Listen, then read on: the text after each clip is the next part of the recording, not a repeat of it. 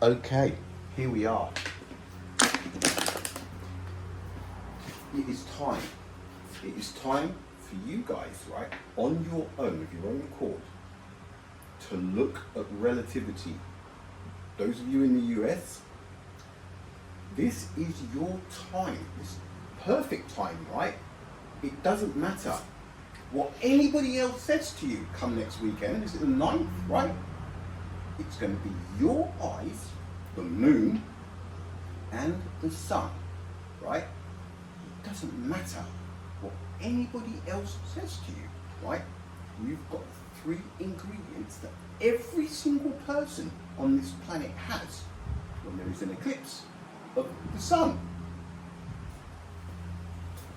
What I recommend you do, because this is what proves relativity. They're saying 8 minutes and 20 seconds for the light to reach us, right? No. The light radiating from the sun is absolute. Boom! If it's on, everywhere that the light can reach, reaches immediately, right? I don't know what time it is. There's got to be some kind of time, but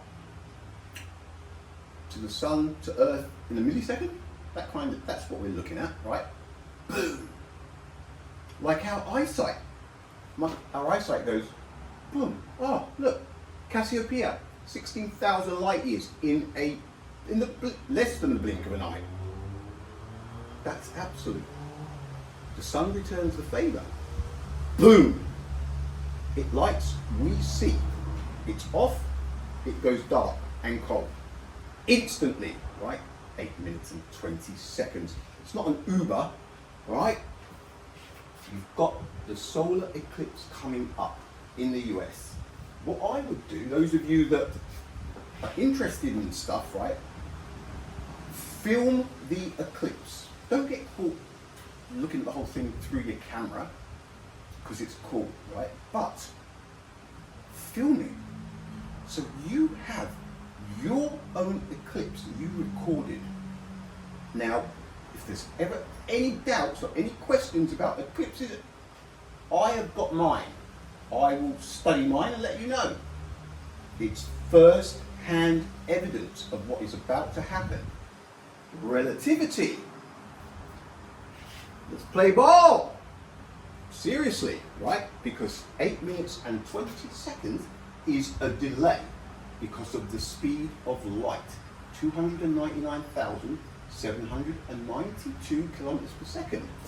It's taking 4.6 seconds every diameter. 1, 2, 3, 4.6. 1, 2, 3, 4.6. But it's coming, Earth. No, it does not work like that, right? If it's on, bang. Thank you very much, son. That is how it works.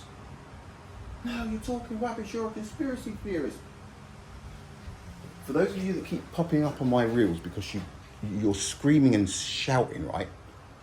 You've got conspiracy theorist syndrome, CTS. You need mental help, right? The reason you're doing this is because you're shouting before you've given your brain a chance to follow the information that I'm saying. That's it. You haven't got the patience. Learning, you have got to have a bit of patience. You can't just, you're so used to just seeing colourful pictures and cartoons. You know, moon landings now, you get cartoons, don't you? This is what's happened. You don't need evidence. Donald Duck, Mickey Mouse, and a cartoon, and you are mining ice on the moon to make rocket fuel to get to Mars. It's not good. So for those of you that keep popping up on my reels, this one's for you. Before you pop up, do this exercise over and over. 1 plus 1 equals 2. 1 plus 1 equals 2. Until you're proficient enough that you can visualize 2 bottles of Coke equaling 2. They're not just numbers to be looked at and scoffed at and ignored at the drop of a hat when you leave the classroom. You need to understand that 1 plus 1 equals 2. You guys are used to 1 plus 1 equals 17-point gravitational wave, neutrino, tardigrade, and God knows what else. It's 1 plus 1 equals 2. You guys are dealing with bottomless pits all the time. Quantum entanglement, relativity, it's a never-ending puzzle for a reason. Just as you think you're, what, 73 more doors? It's a joke. Everything about those things, it's up here. All of it. And the best way to separate the real from the fake, picture yourself, start bollock naked, right where you are, but every single other human being has gone off the planet. Everything man-made has gone. Everything. You're just in a nude with deer and crocodiles. Now, where is the relativity gone? You've not got somebody going, relativity, nah. Space-time continuum. Everybody's gone. It's just you and the cattle.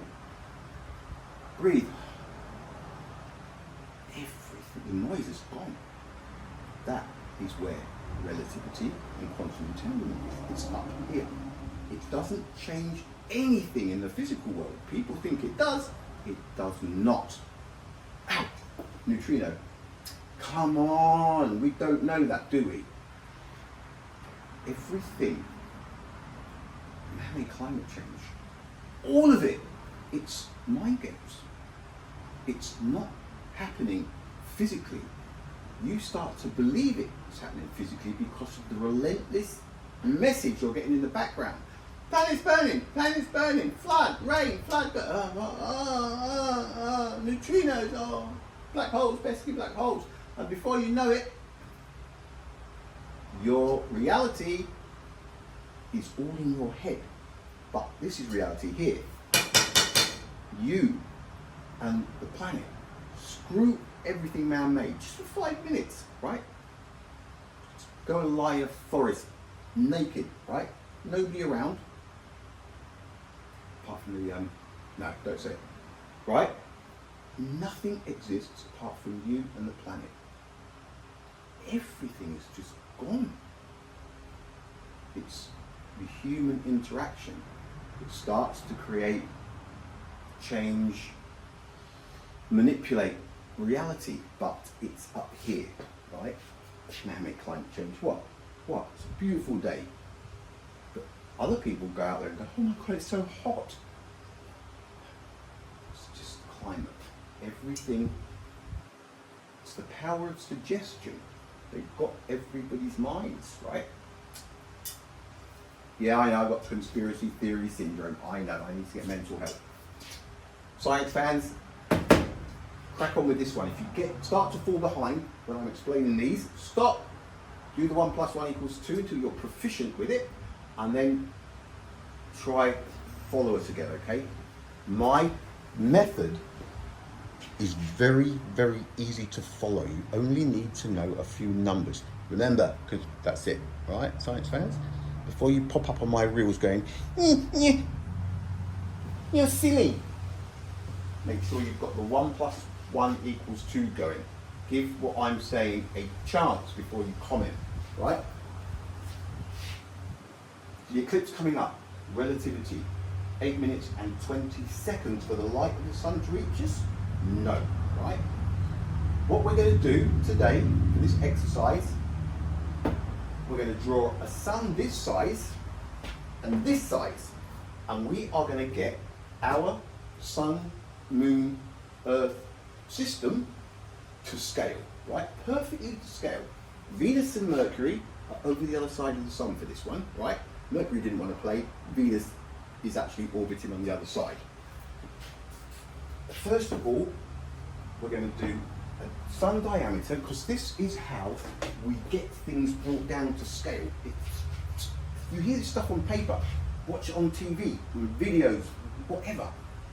The only way to get a proper picture of what's going on around you is by seeing the dimensions, right? The things that are happening. Otherwise, if you don't have a proper perspective, you don't have things in the correct proportion in your mind, what is the point of even studying it, right? If you have not seen a picture, an accurate picture, preferably live, with the scale showing how big the sun is and how big Earth is, etc., etc. it's the best way. Slam dunk. There's no other substitute. Nothing else works as well as what we're about to do now. We only need 3 numbers, right? The distance from the sun to planet Earth is 150 million kilometers. Digest this, don't just look at it and go, right? And the sun's diameter, 1,390,000. Allegedly, they're numbers. I'm not making these numbers up, right? They're the numbers we have. There's something about that, but not now. Not now. Leave that can of worms where it is. Right. If we divide the distance, 150 million, by the diameter, the sun's diameter, we get 108. It's 107.9, but we're going to call it 108. 108 suns fit between the sun and Earth. Those 108 suns, it's taking 4.6 seconds for the sun to radiate light. The distance of each of those suns, right? So it's one sun, 4.6 seconds. The next one, 4.6 seconds. Next one. The next one. 108 of them. That is where your 8 minutes and 20 seconds is. 500 seconds, right? Now, I want to do a working diagram so I can see everything to scale, so I get an idea of how big the sun is, so I can work out the distance that we are from it, to then say, holy smokes, that far, and it's that hot, right? This is the only way to do it. They're laughing, right? With a solar probe that they reckon is skimming off of the sun's surface. Look, 10 million Ks from the surface of the sun, 6, 7, 8 sun diameters away from the sun. Right? We want a working diagram. This is how big we're going to do our sun, right? So this sun is going to be leaning up against that end of the shed, and then we are going to walk down that way with planet Earth and the moon, and we are going to position them at the exact distance that it would be, but scaled down so we can see what we're working with, right? So that out there is this, 13.9 centimeters. It's perfect. 139, 13.9. What we've done, the scale that we're using, it's 100 million to 1, right? So that sun, the real sun, is 100 million times bigger than that. The scale is 100 million to 1, right? The distance.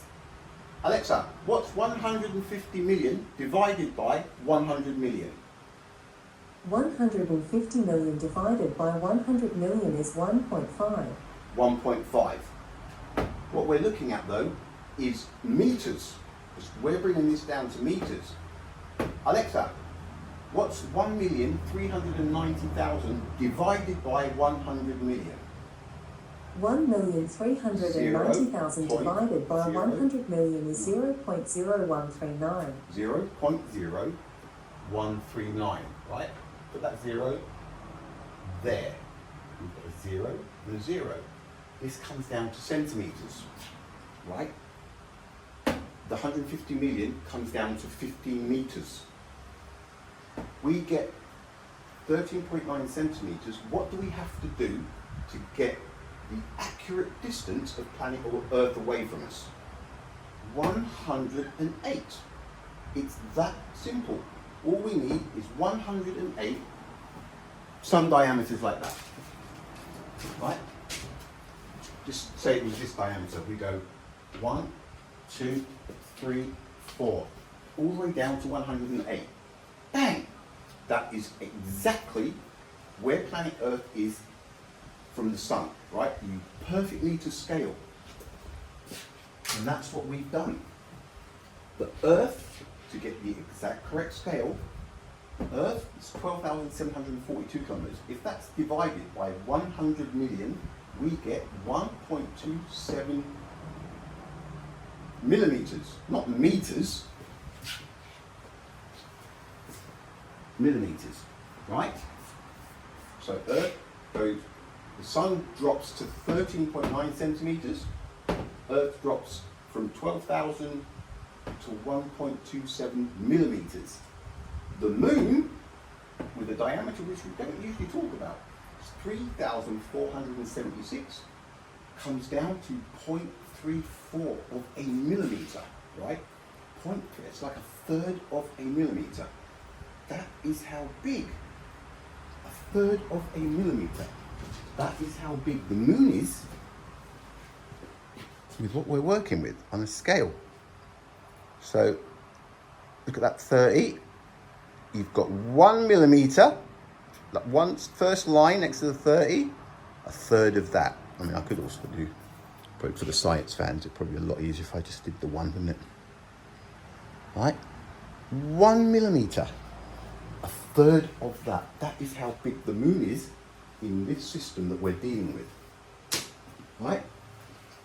Now, we also want to know the correct distance between the moon and Earth, right? This is the best way of doing this. You get it perfectly to scale. You don't need calculators, no.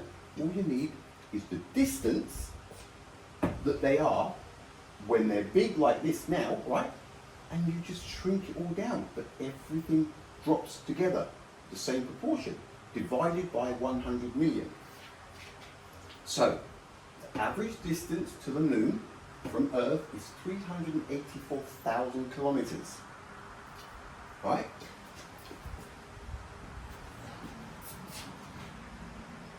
Planet Earth's diameter, we divide the distance to the moon by Earth's diameter, the same as we did the distance between Earth and the sun by the diameter of the sun. So we divide the distance to the moon by Earth's diameter, we get 30. There are 30 Earth diameters in between us and our moon, right?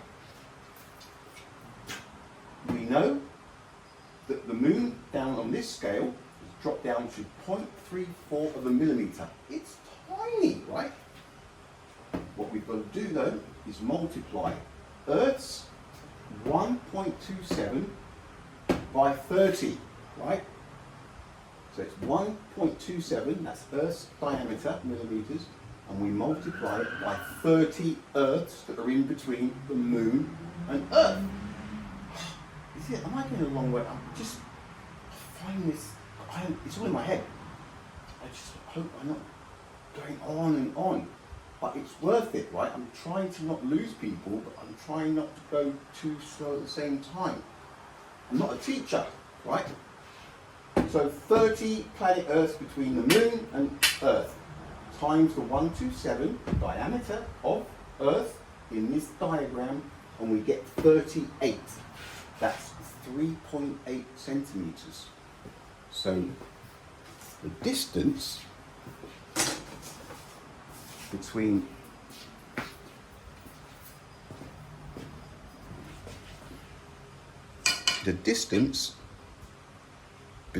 the moon and Earth works out to be 38, but that's 3.8 millimeters, no, centimeters, right? 3.8 centimeters. I hope you get that. The moon is 0.34 of a millimeter. The Earth is 1.27 millimeters, right? To get the distance between the moon and the Earth, we multiply the Earth's diameter by 30, because there are 30 Earths between the moon and us. 30 times 1.27 is 38. That's 3.8 centimeters. So what you have is, let's say the Earth is on the zero, right, with 1.27 of a millimeter, right? So it's 1.27 millimeters. So it's basically just over 1 millimeter. The moon would be just before the 4 centimeter mark. That is the distance from Earth to the moon, right? On this scale that we're doing. It's bang on. This is exactly what I'm talking about. Now, here we go. It's a little bit, I don't know, I'm trying to make people understand, but if you don't see the same stuff that I do, it's because everything's connected, and when you know all this stuff, you just know it. But if you haven't done this, if you haven't done this by the numbers, then it's like a geometry lesson or something. It's really quite basic. You need the sun's diameter, you need Earth's diameter, and we need the moon's diameter, and we need the distance between the moon and Earth and the sun and Earth. That's it, those numbers, right? So let's go. Right, let me just pull the umbilical cord. Get off. Right. Now, what's he talking about? He's talking out of his bum cheeks. I'll tell you what, I'm not doing this for my benefit. Remember, film that eclipse. So what we have, that is a sun, it's 13.9 centimeters. We now have to move back 15 meters, right?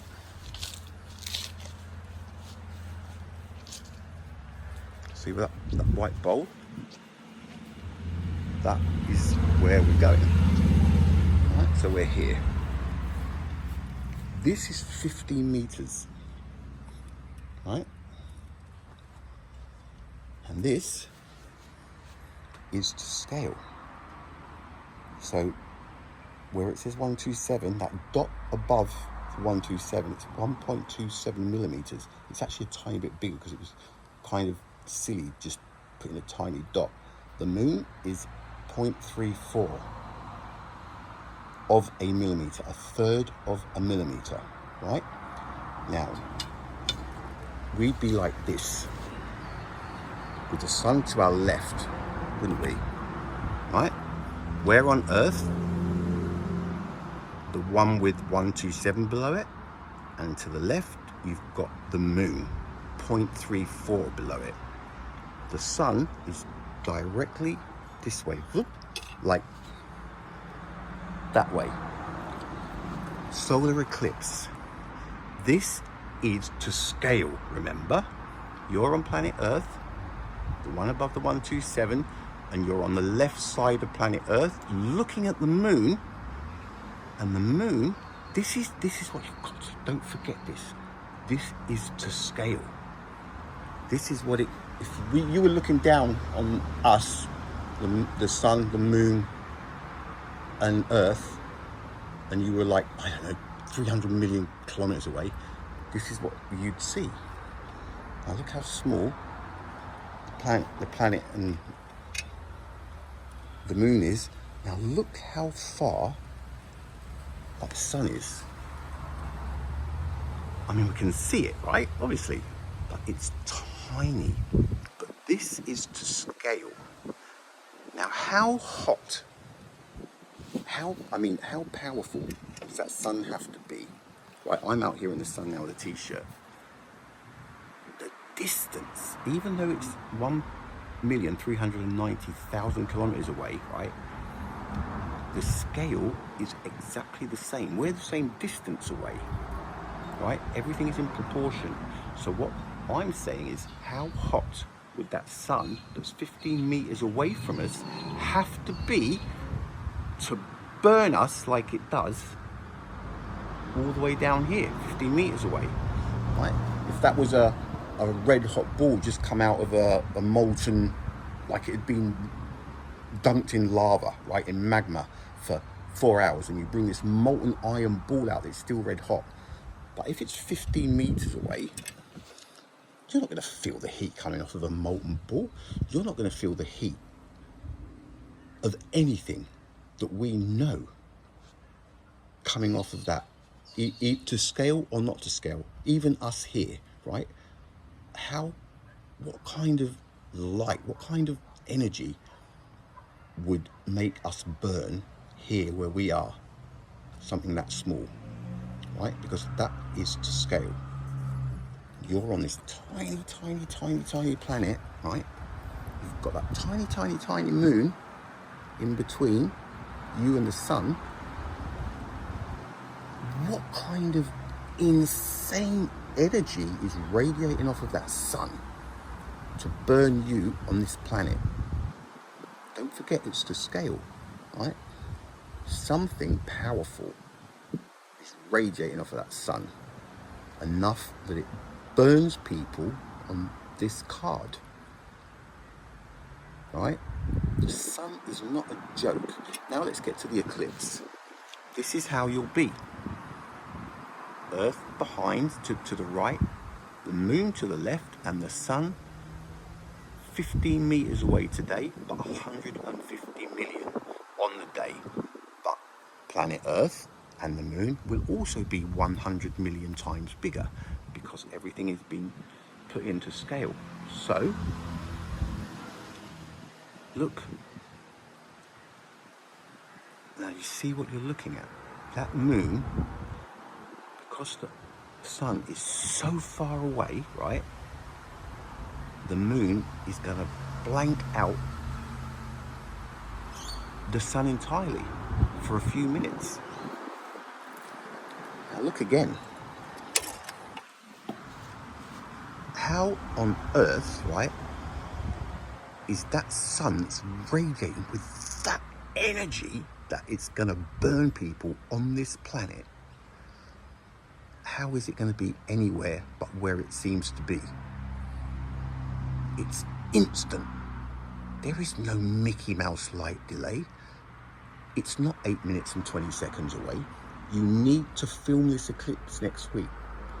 2 of you, 3 of you with your phones, right? As soon as the sun, or as soon as the moon touches the tip of the sun, time it.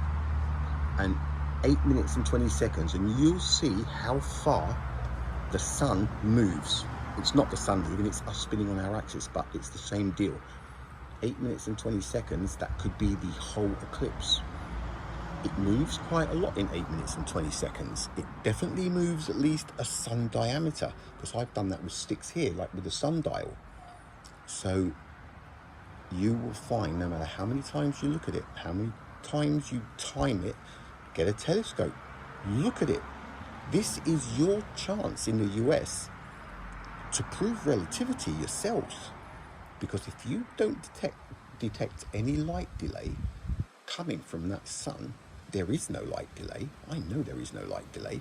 If you can't look at it and go, hang on a minute, right now it's right behind the moon, we're seeing a total eclipse of the sun, but it's definitely where it seems to be.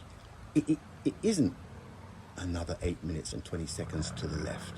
You can have as many people looking with as many telescopes, because when you look through a telescope, you are going to see live, right? You will with the naked eye because it's close enough. It's like us looking at Proxima Centauri, for crying out loud. It's there in the sky where you see it. There is no delay. Therefore, there is no 8 minutes and 20 seconds of waiting for the light to propagate to us. Therefore, light from the sun is absolute.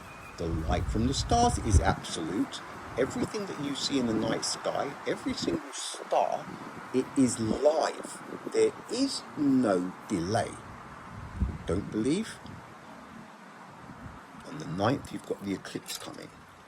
Don't waste it. Record it with multiple cameras. Don't get caught up watching the eclipse just through your camera though, because it's an awesome sight. There's quite a few of them. Look how far away it is. White. I mean, look. Delay?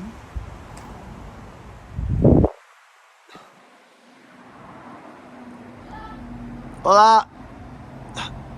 I'm trying to see it, but it's banging me in the eyes. I can't even see if it's... Yeah, isn't it? There is no delay. That light is instant. But this time, you can trust your own judgment. There will be no one breathing down your ear. That's what life is all about. You find out what's real. The mission is people to think for themselves. As soon as that happens, everything takes a different course. People being manipulated by absurdities all the time. There is your sun. That white bowl, that's how far away. And that is how big. To scale. The moon is in between Earth and the sun. And it's so far away that it's the sun's casting that shadow, or the moon's casting that shadow onto planet Earth. Right? But there is no doubt when you look at it over and over and over, the sun is right bang, and its light is just instant, absolute, right? Repeated over and over, trying to hoping that people can put the numbers together. It's right there. Don't waste the eclipse. I caught it on a couple of different cameras. As soon as you see the sun go tick, or the moon go over the sun, record. Time it, 8 minutes and 20. Bang, 8 minutes and 20 later, you'll see how far it's moved, right? But when it's behind the moon, it's behind the moon. There is no delay. That will prove relativity doesn't exist. That is how clear-cut this is, right? They need the light delay for relativity to work. Einstein said there was light delay. I'm telling you there isn't. And now, on the 9th of April, everybody in the US, you have got your chance. You've got your chance. And then it's your decision, your opinion, your eclipse on your mobile phone. And you can decide if the sun is behind the moon or not. Doesn't matter what anybody else tells you, does it? All right, happy Easter.